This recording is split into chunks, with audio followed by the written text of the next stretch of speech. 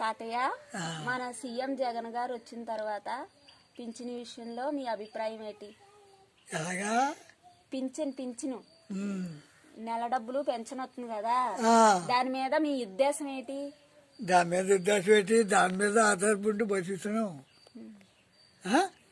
మరి అది దేవుడు అది పెట్టకపోతే మాకు బాధ కాదు, ఎంత బాధపడదు. అది చెత్తరావు కాబట్టి ఇచ్చేత్తరావు, అయ్యే సంతోషంగా తిన్నాం. మరి మాకు బాధ ఎలాగొచ్చింది? మరి సీఎం జగన్ గారి కోసం మరి మీరు ముందుంటారా? ఎలాగా మన సీఎం జగన్ గారి కోసం మరి మళ్ళీ మీకు కావాలా ఏంటి?